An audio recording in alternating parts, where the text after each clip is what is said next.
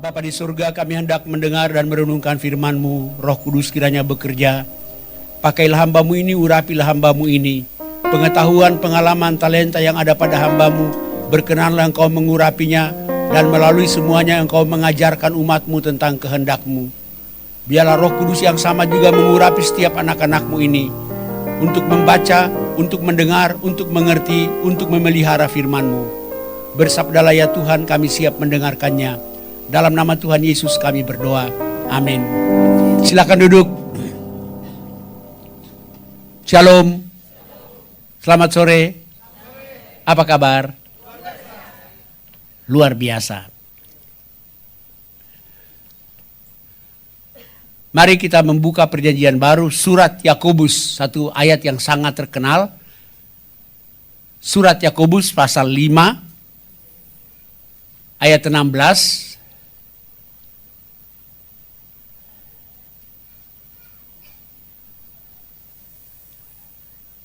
B, 16b. Satu ayat kadang-kadang terdiri dari 3 potongan-potongan kalimat, maka biasa dibagi A, B, A, B. 16b, artinya 16 potongan kedua.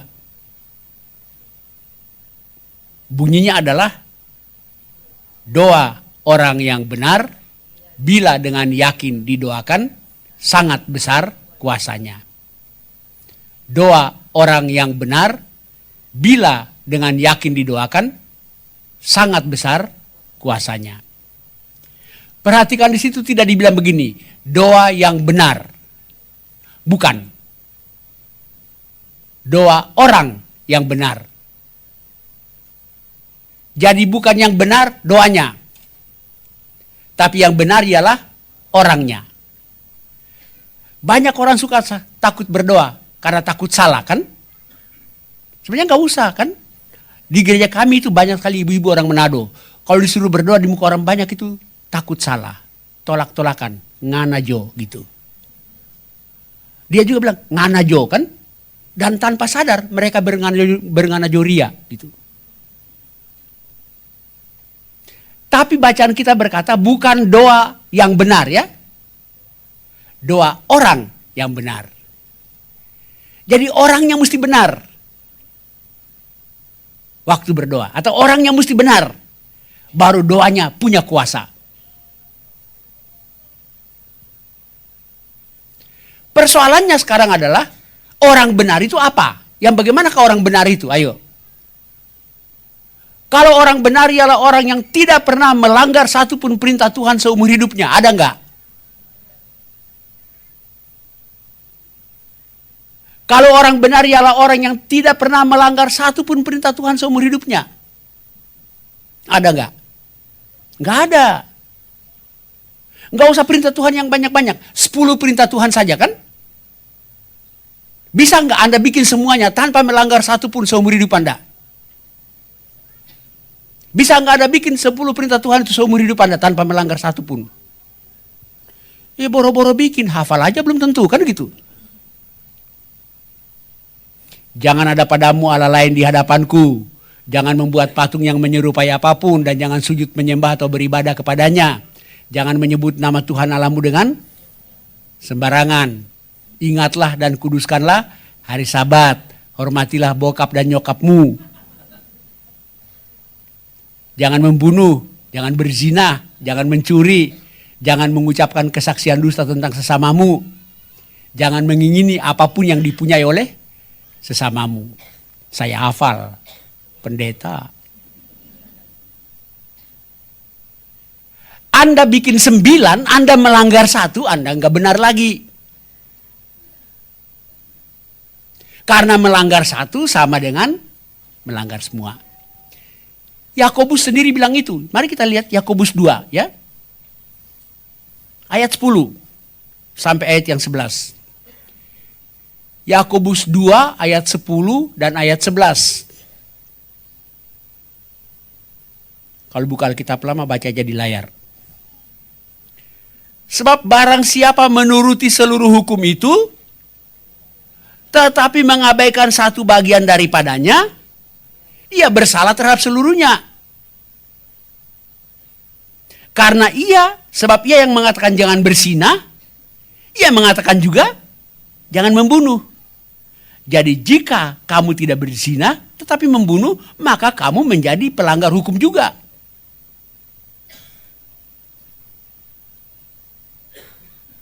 Anda mungkin membunuh enggak? Mencuri enggak? Berzina enggak? Tapi berbohong kan? Dan jangan lupa, di mata Tuhan bohong gede, bohong kecil sama. Kita sering kali heboh untuk bohong-bohong gede kan? Kita lupa bohong kecil juga sudah melanggar hukum Taurat kan? Suami istri mau pergi makan enak di restoran, anak kecil minta ikut. Enggak, mama ke dokter. Nah, itu kan bohong. Anda mungkin tidak berbohong, tapi Anda menyebut nama Tuhan sembarangan kan? Jalan-jalan kaki tersandung di kursi. Tuhan, apa hubungan Tuhan dengan kursi itu? Jadi kalau orang benar ialah orang yang tidak pernah melanggar satupun perintah Tuhan, orang benar itu enggak ada. Tapi menurut Alkitab, orang benar itu ada. Kalau begitu, apa definisi orang benar menurut Alkitab? Seperti biasa, saya berkhotbah, saya tanya sendiri, saya jawab sendiri.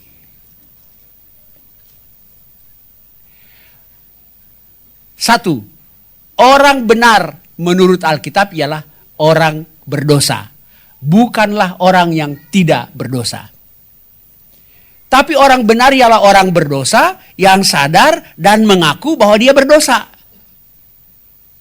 Dia benar kan? Orang berdosa yang sadar ngaku bahwa dia berdosa. Dia benar kan? Orang jelek yang ngaku jelek, itu orang benar gitu. Orang sakit yang ngaku sakit, itu benar kan? Jadi orang benar ialah orang yang mengaku dirinya apa adanya. Kalau saya bilang saya ini orang Cina, kulit putih, rambut lurus, saya benar enggak? Enggak. Tapi kalau saya bilang saya orang Ambon, hitam, keriting, jeleknya dikit, cakapnya banyak.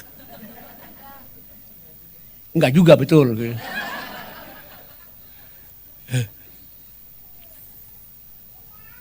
Saya pernah pakai gaya ini di sebuah persekutuan doa karyawan. Begitu saya bilang, jeleknya dikit, cakapnya banyak, ada karyawan nyeletuk, itu juga tidak benar, kan gitu.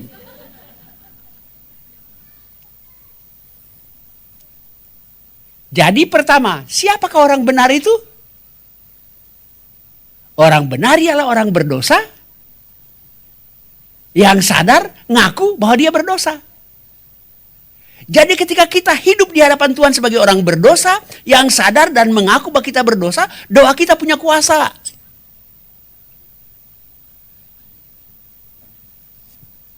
Itulah sebabnya kalau kita baca ayat 16a bilang apa? Ayat 16a. Karena itu hendaklah kamu saling mengaku dosamu dan saling mendoakan. Jadi faktor pertama, siapakah orang benar itu adalah orang yang berdosa, yang sadar dan mengaku bahwa dia berdosa. Dan oleh karena itu unsur kedua adalah dia butuh dan bergantung sama Tuhan. Orang berdosa yang sadar dan mengaku bahwa dia berdosa, maka dia cari Tuhan. Dia butuh Tuhan. Orang sakit yang sadar dan mengaku bahwa dia sakit, dia butuh dokter kan? Orang jelek yang ngaku jelek, cari apa? Salon kecantikan, betul gitu. Oleh karena itu, unsur kedua, faktor kedua yang bisa kita menyebut orang benar ialah orang yang membutuhkan Tuhan. Bergantung sama Tuhan. Ketika kita berdoa, marilah kita berdoa sebagai orang yang hanya bergantung sama Tuhan. Kalau kita berdoa tapi kita tidak punya free spirit, kebergantungan sama Tuhan, doa kita nggak ada kuasanya.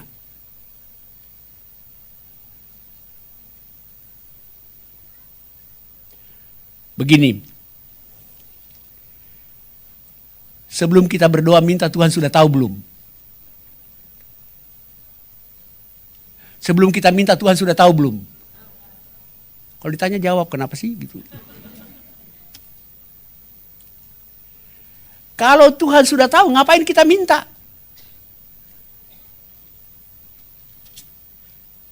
Ayo, kalau Tuhan sudah tahu, ngapain kita minta? Saya sering kali mendengar orang berdoa begini. Dia udah minta banyak sekali ya, daftar permohonannya panjang sekali kan? Dia masih tutup lagi dengan kalimat, banyak lagi yang kami mau minta ya Tuhan, tapi kau sudah tahu. Menurut saya, kalau mau pakai kalimat begitu kan dari awal aja kan gitu. Bapa kami yang di surga, engkau sudah tahu. Amin. Kita pulang cepat kan? Kalau Tuhan sudah tahu, toh kenapa kita mesti minta? Karena minta pertama-tama bukanlah supaya dapat atau tidak dapat. Karena dapat atau tidak dapat itu kedaulatan Tuhan. Tapi minta adalah manifestasi dari kebergantungan sama Tuhan. Kenapa kita minta? Karena kita bergantung. Contoh, anak Anda sebelum dia minta makan, Anda sudah tahu dia butuh makan gak? Ya kan? Bahkan Anda sudah menyediakannya kan?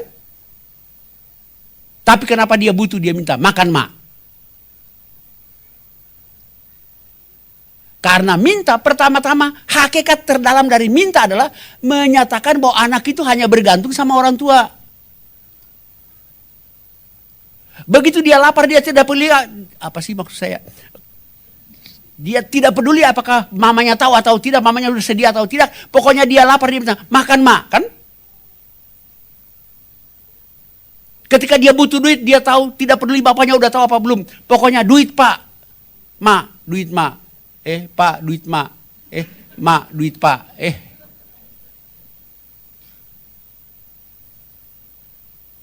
Karena minta pertama-tama adalah manifestasi kebergantungan kepada Tuhan.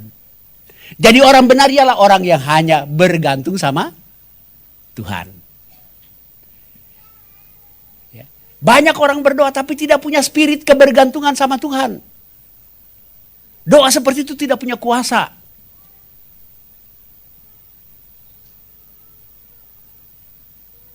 Jadi unsur kedua dari orang benar adalah orang itu dia hanya bergantung sama Tuhan.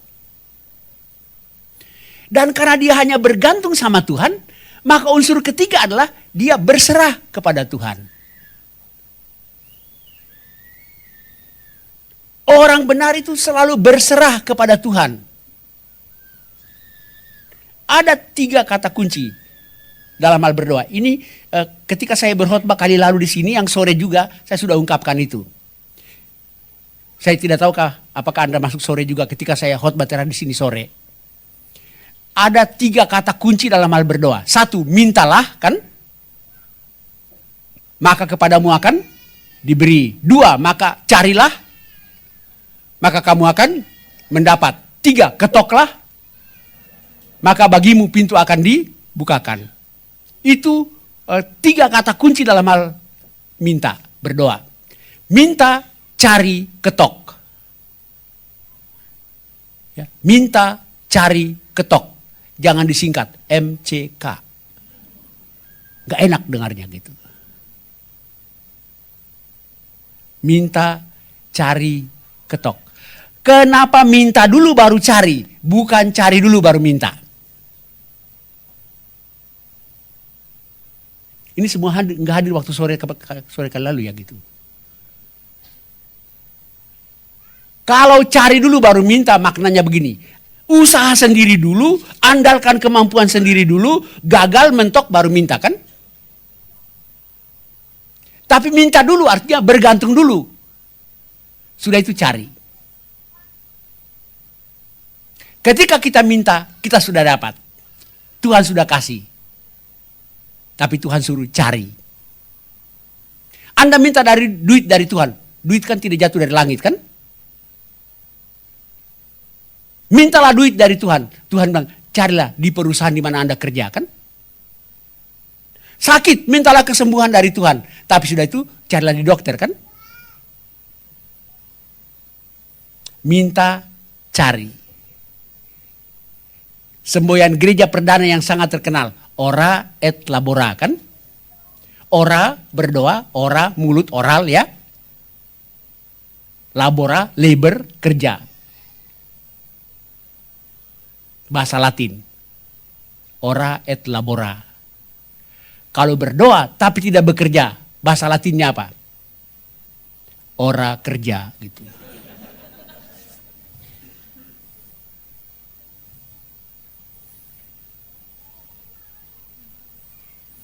Tapi kata ketiga, ketoklah. Apa maknanya? Ketoklah.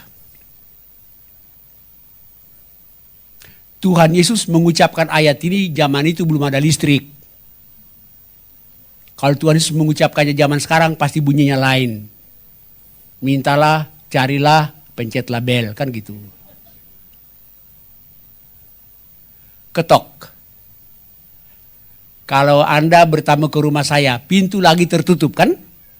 Terus Anda ketok. Habis ketok apa? Tunggu sampai saya buka pintu. Iya kan? Tok sudah yuk. Nunggu. Tidak mungkin tok dibuka, dubrak. Itu bertamu apa ngerampok? Tapi kita kan gak bisa dobrak ke pintu Tuhan kan? Makanya biasa yang terjadi apa? Ketika kita ketok pintu Tuhan gak dibuka-buka, kita pindah ke pintu dukun. Pintu dukun itu gak ketok lagi, udah terbuka, langsung kejeblos. Nah, apa konsekuensi atau makna dari ketok itu? Begini, dalam hal ketok jangan menyerah. Tapi dalam hal kapan pintu terbuka, kita harus selalu berserah. Dalam hal mengetok jangan menyerah ya. Tok gak dibuka, tok lagi gak dibuka, tok terus saja. Kalau perlu sampai jari-jari bengkak. Tapi pada saat yang sama, kapan pintu dibuka, terserah yang punya pintu kan?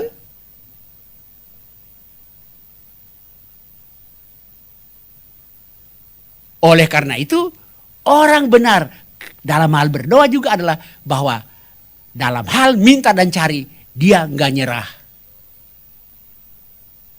Ngotot. Pada saat yang sama, dia berserah. Dalam hal dapatnya.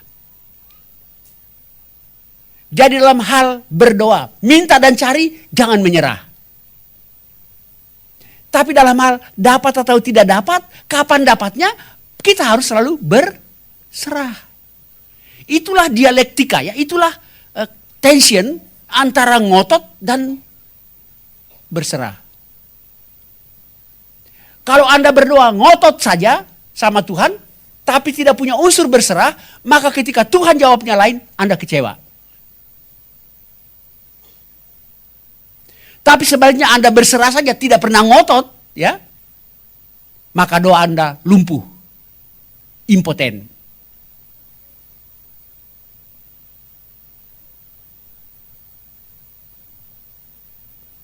Ngerti nggak sih? Gitu. Jadi ketegangan, ada ketegangan antara unsur tidak menyerah, ya. Pada saat yang sama ada unsur berserah.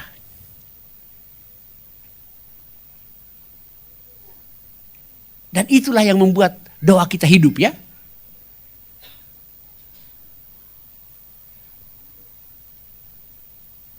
Dan kalau kita punya unsur berserah, maka apapun jawaban Tuhan, kita tidak kecewa.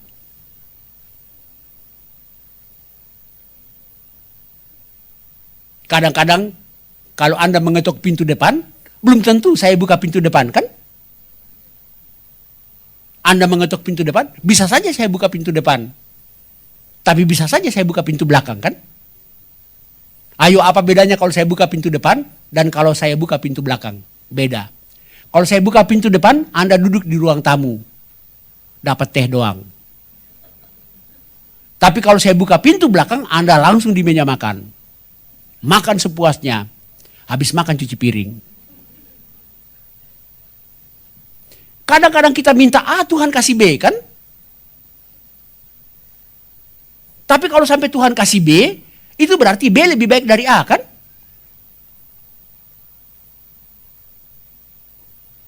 Tahu nggak kenapa B lebih baik dari A? Orang Batak harus tahu. Karena ada B1, B2 gitu. Nggak ada A1, A2 kan gitu.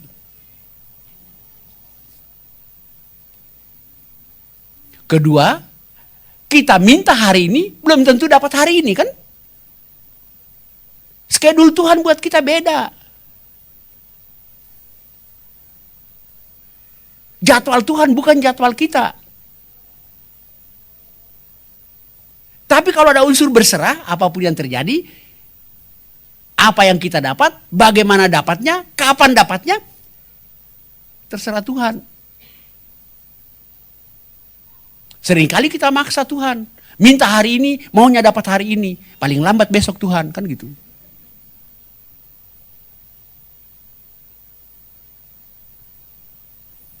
Memang kita ngotot minta.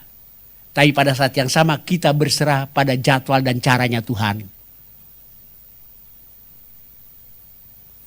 Tahun 2009 saya sakit berat. 2007 ada batu di kantong empedu saya. Dicoba dengan apa istilah kedokterannya, laparoskopi apa begitu-begitu. Gagal. Akhirnya kantongnya diangkat. 2007. Ternyata 2009 masih ada batu. Tapi di saluran empedunya. Bukan di kantong. Kantongnya udah gak ada kan. Tapi batu itu ternyata masuk. Ada di saluran empedu saya. Kata dokter memang tubuh saya berbakat membentuk batu sendiri. Saya heran juga kenapa bukan batu akik kan gitu. Jadi tahun 2009 saya bulan Januari. Tanggal 29 Januari. Saya sudah sakit berat. Parah sekali, muntah. Menggigil. Akhirnya dilarikan ke rumah sakit. Begitu diperiksa, ada 2 batu di saluran empedu saya. 1 kecil, 1 besar. Dokter mengatakan operasinya harus 2 kali. Karena tidak mungkin diangkat dua-dua sekaligus. Jadi dokter yang pertama kali angkat yang kecil. Seminggu kemudian diangkatlah yang besar. Tapi sebelum mau diangkat batu yang besar itu, analisis dokter bilang begini. Mereka panggil istri saya. Mereka bilang sama istri saya, Bu, para ini kalau operasi kedua ini 50-50. Istri saya tidak mau menyembunyikannya dari saya. Walaupun saya lagi sakit, istri saya bilang begini, Pak, dokter bilang papa ini 50-50.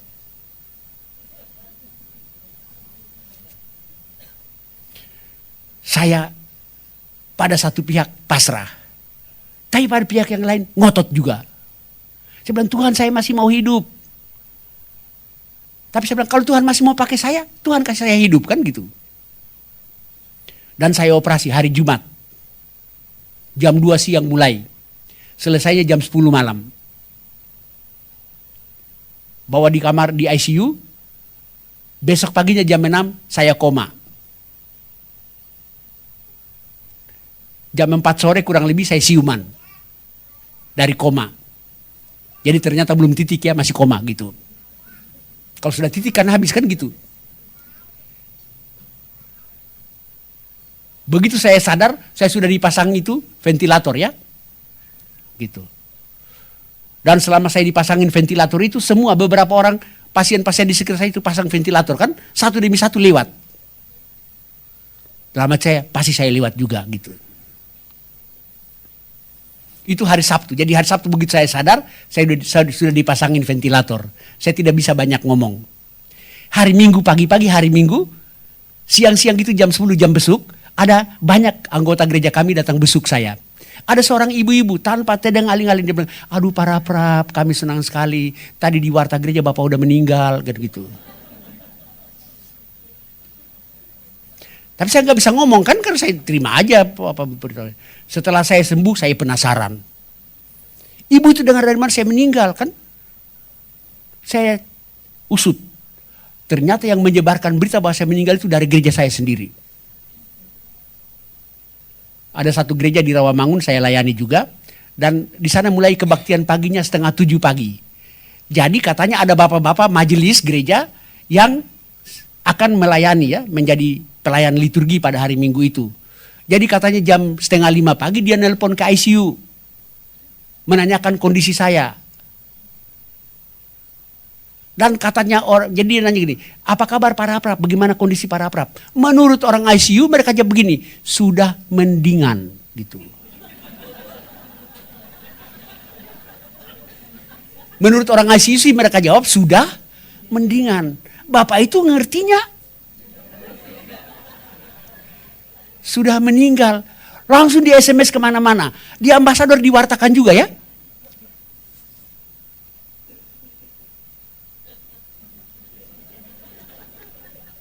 Anak saya juga nggak tahu. Anak saya perawat di Cikini waktu itu juga. Dia nggak tahu. Jadi jam 6 kurang seperempat begitu ada yang nelpon dia. Rupanya dia sudah, orang itu sudah dengar berita itu bahwa saya sudah meninggal kan. Jadi tapi anak saya nggak tahu bahwa sudah beredar berita bahwa saya sudah meninggal. Jadi ada orang nelpon ke anak saya karena dia punya nomor HP anak saya. Gimana, Papa? Anak saya nggak tahu, kan anak saya bilang begini, oh sedang dimandikan, gitu kan gitu. Cocok kan, sudah meninggal, lagi dimandikan, cocok banget kan. Padahal memang lagi dimandikan suster pagi-pagi itu di.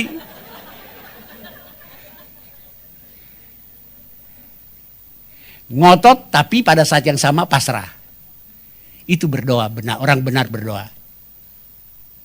Dia tidak hanya ngotot, tapi pada saat yang sama dia pasrah. Pasrah tapi ngotot.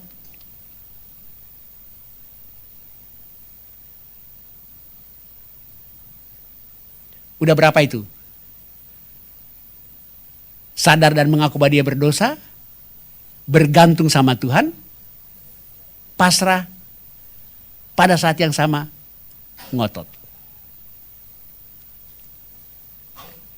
Keempat, orang benar juga ketika dia berdoa, dia tidak berdoa yang egoistik. Hanya mengutamakan kepentingan dirinya sendiri.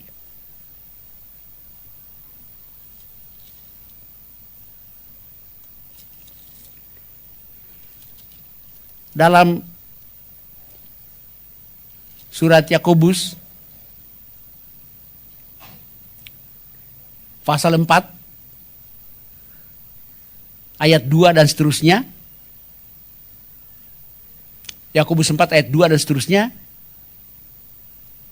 Dia bilang bagaimana? Yakobus 4 ayat 2 dan 3 lah. Kamu mengingini sesuatu, tapi kamu tidak memperolehnya, lalu kamu saling membunuh, lalu kamu membunuh. Kamu iri hati tapi kamu tidak mencapai tujuanmu, lalu kamu bertengkar dan kamu berkelahi. Kamu tidak memperoleh apa-apa karena kamu tidak berdoa. Atau kamu berdoa juga, tapi kamu tidak menerima apa-apa karena kamu salah berdoa. Sebab yang kamu minta itu hendak kamu habiskan untuk memuaskan hawa nafsumu. Doa kita itu tidak boleh untuk memuaskan kepentingan diri kita sendiri. Minimal ketika kita berdoa, kita mesti ingat bahwa bukan cuma kita yang punya kepentingan. Doa Tuhan Yesus yang sangat terkenal, namanya apa? Doa Bapa kami kan? Coba perhatikan. Tuhan Yesus mengajarkan bahwa kalau kamu berdoa, berdoalah begini. Bapa kami. Bukan Bapakku. Sekalipun yang berdoa secara individu, sapaan tetap Bapa kami. Artinya ketika kita berdoa, dia bukan cuma Bapa saya aja, tapi dia Bapa banyak orang. Sehingga semua orang juga punya kepentingan di sana. Kadang-kadang doa kita bertolak belakang dengan doa orang lain kan? Bayangkan doa petani sama doa tukang jual es, ayo. Petani berdoa minta apa? Tukang jual es berdoa minta apa? Yang bingung Tuhan gitu.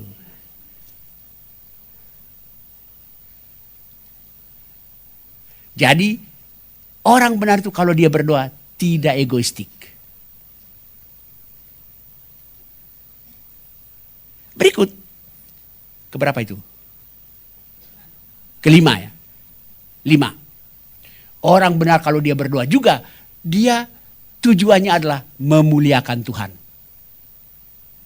Coba saudara perhatikan, dalam doa Bapa kami ada berapa permohonan? Saya jawab sendiri aja. Ada 6 permohonan. Dikuduskanlah namamu, kan? Datanglah kerajaanmu, jadilah kehendakmu di bumi seperti di surga. Berikanlah kami pada hari ini makanan kami yang secukupnya. Ampunilah kami akan kesalahan kami, dan seterusnya. Jangan membawa kami ke dalam pencobaan, tetapi lepaskanlah kami dari pencobaan. 6 permohonan, kan? Dari 6 permohonan itu ternyata 3 untuk kepentingan Tuhan. Ya enggak? Dikuduskanlah namamu, kan? Mu, kan? Datanglah kerajaanmu, jadilah kehendakmu. Sesudah itu baru berikanlah kami, ampunilah kami, jangan bawa kami. Doa Bapa kami itu mengandung 6 permohonan. 3 mu, 3 mi. Maksudnya kami sih, tapi singkatin aja mu, mi gitu. 3 kepentingan Tuhan, kan? 3 lagi kepentingan kita. Dan secara urutan, prioritasnya mana? Mu apa mi? Mu, kan? Tapi kalau kita punya doa, prioritasnya mi. Dari awal sampai akhir, mi.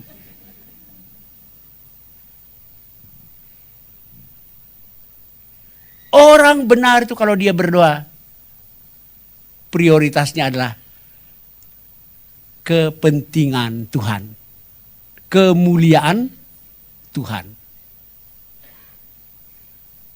bukan kepentingan kita. Berikut, bukan unsur dari 6 ya, ini masih dalam yang kelima. Yang 3 buat kita juga, berapa jasmani, berapa rohani. Dari 3 permohonan yang untuk kita, cuma 1 jasmani, kan? Itu pun secukupnya, ya enggak? Berikanlah kami pada hari ini makanan kami yang secukupnya. 1 saja jasmani. 2 yang lain itu rohani, kan? Ampunilah kami akan kesalahan kami, jangan bawa kami ke dalam pencobaan, tapi lepaskanlah kami dari yang jahat. Apa pelajarannya? Kalau kita berdoa, jangan hanya minta yang jasmani. Minta juga hal-hal yang bersifat rohani. Tapi kalau kita mau jujur, daftar permintaan kita di muka Tuhan, banyakkan jasmani apa rohani? Menurut observasi saya, observasi ya gitu. Pengamatan saya, lebih banyak jasmaninya ketimbang rohaninya. Saya juga begitu, seringkali berdoa, tapi yang saya minta itu yang jasmani, bukan yang rohani. Ketika saya berangkat datang berkhotbah di sini, saya berdoa, Tuhan jaga saya di jalan biar sampai dengan selamat di BIP, kan? Saya berdoa begitu. Tapi yang saya maksud dengan selamat sini adalah fisik, kan? Dan physically saya selamat sampai sekarang, kan? Tapi morally, spiritually bisa saja terjadi dari rumah sampai sini saya celaka berkali-kali, kan? Contoh, lampu merah, stop. Begitu hijau saya mau jalan, ada orang menyeberang mendadak. Monyet lu, babi lu, anjing lu, kan gitu. Pas lagi macet di depan ambasador sana, ada cewek cakep lewat. Ih cantiknya, kan gitu. Fisiknya saya selamat sampai di BIP, tapi spiritualnya, rohaninya saya bisa celaka berkali-kali, kan? Tapi seringkali kita mengabaikan soal-soal kecelakaan tanda petik secara rohani, kan? Yang penting fisik saya selamat. Anak Anda ke sekolah, Anda berdoa, semoga anak saya selamat pergi dan pulang, kan? Dan yang kita maksudkan itulah selamat secara fisik. Tapi kita tidak pernah mencegah dia, berdoa supaya dia jangan nyontek waktu ujian, kan? Atau dia tidak melakukan hal-hal yang buruk. Gitu. Jadi 5 unsur, kan? Orang benar ialah satu orang yang sadar dan mengaku bahwa dia hanya bergantung sama Tuhan. Apa sih? Orang benar, faktor pertama adalah orang yang sadar dan mengaku bahwa dia berdosa, kan? 2, karena itu dia hanya bergantung sama Tuhan. Dan ketiga, karena itu dia berserah walaupun pada saat yang sama dia ngotot, kan? Yang keempat, dia tidak mementingkan diri sendiri pada waktu berdoa. Dan yang kelima, dia mengutamakan kemuliaan Tuhan. Minimal menurut saya itulah unsur-unsur untuk menyebut seorang berdoa. Orang yang benar berdoa. Lalu dikatakan sini, doa orang yang benar bila dengan yakin didoakan sangat besar kuasanya. Sangat besar kuasanya. Pertanyaannya adalah, yang besar kuasanya itu doanya apa orangnya?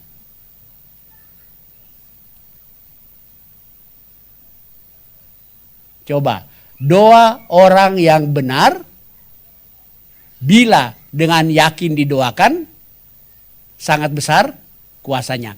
Ada naskah asli yang lebih tua dari ini, ya begini. Surat asli Yakobus itu yang aslinya artinya bekas tulisan tangan Yakobus sudah nggak ada, sudah hancur. Tapi ada salinan-salinan. Ya. Dan salinan pada waktu itu bukan salinan kayak fotokopi, kan? Bukan, salin tangan. Pada zaman dulu ketika surat-surat itu disalin, itu bukan fotokopi. Zaman boro-boro ada fotokopi. Stensil aja nggak ada, kan gitu. Karena itu disalin dengan tulisan tangan. Dan karena itu kita mempunyai beberapa salinannya. Semua surat-surat dalam Alkitab ini naskah aslinya bukan cuma satu naskah asli. Kadang-kadang satu kitab punya beberapa naskah asli. Dan ketika dicek, ada perbedaan-perbedaan kecil dari salinan yang satu dengan salinan yang lain. Salah satu salinan dari surat Yakobus ini untuk ayat 16b ini tidak bunyinya seperti ini. Bunyinya begini, doa orang benar sangat besar kuasanya dan ada hasilnya. Itu teks yang naskah yang satu, ya. Elai memakai naskah ini, menerjemahkannya seperti ini. Doa orang yang benar bila dengan yakin didoakan sangat besar kuasanya. Jadi waktu rupanya ini terpaksa kuliah pembimbing Alkitab dikit, ya gitu. Waktu disalin lagi, si penyalin kedua ini bermaksud untuk menegaskan lagi. Makanya dia nambahkan lagi, bila dengan yakin didoakan. Tapi naskah sebelumnya mengatakan, doa orang benar sangat besar kuasanya dan ada hasilnya. Karena apa? Kenapa naskah asli? Apa makna? Apa sih maksud saya? Apa maksud, saya mau bilang maksud tapi ingat makna jadi maksa, kan gitu. Apa maksud naskah pertama, kan? Begini, doa orang yang benar nggak ada bila dengan yakin didoakan, kan? Karena kalau orang benar pasti doanya yakin. Iya kan? Ada orang benar doanya nggak yakin. Jadi naskah yang pertama, versi yang pertama, doa orang yang benar, sangat besar kuasanya, dan ada hasilnya. Ketika disalin lagi, rupanya si penyalin ini mau menegaskan, ya, mau menekankan lagi pada bila dengan yakin didoakan, maka dia nambah. Makanya Anda nggak usah pusing kan, gabung aja kan. Doa orang benar, bila dengan yakin didoakan, sangat besar kuasanya, dan ada hasilnya. Segitu aja kok repot kan gitu.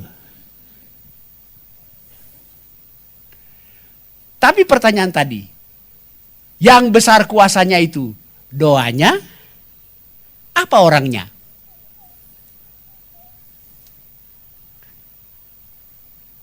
Jawabnya tidak dua-duanya. Yang besar kuasanya bukan orangnya, bukan pula doanya, Tuhannya. Yang punya kuasa yang besar ya Tuhan. Kuasa Tuhanlah yang operasional dalam doa kita. Saya mau pakai ilustrasi gini. Mikrofon ini sangat besar suaranya kan? Ayo, yang bikin besar suaranya ini apa? Mikrofonnya apa saya?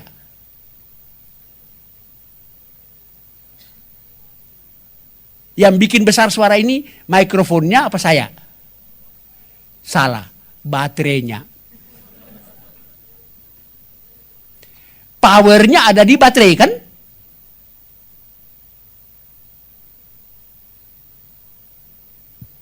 Enggak ngerti juga udah pakai ilustrasi gini-gini nih.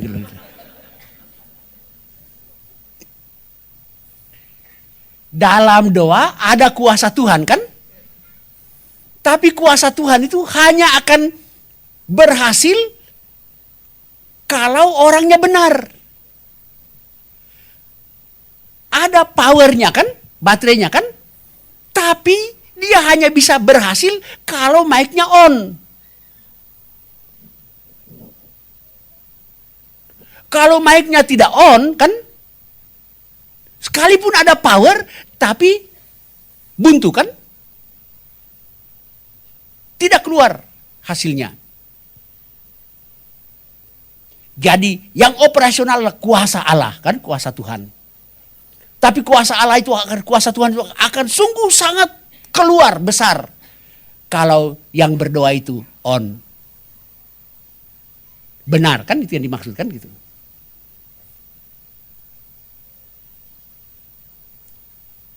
Oleh karena itu sebenarnya sederhana saja. Ketika kita berdoa sebagai orang benar, kuasa Allah akan mengalir tanpa halangan kan? Dan kuasa Tuhan yang besar itu akan mengalir sehingga doa kita ada hasilnya. Karena itu saya tutup khotbah ini dengan mengatakan, kalau mau agar doa Anda berhasil, on lah. Gitu. Selamat on. Jangan on gitu. Amin. Bapa di surga, hamba-Mu sudah selesai berbicara, biarlah pengajaran firman hari ini Engkau meteraikan dalam hati, pikiran, jiwa, dan akal budi kami. Biar kami sungguh-sungguh meyakini, memahami, menghayati diri kami sebagai orang benar, supaya doa kami besar kuasanya. Amin.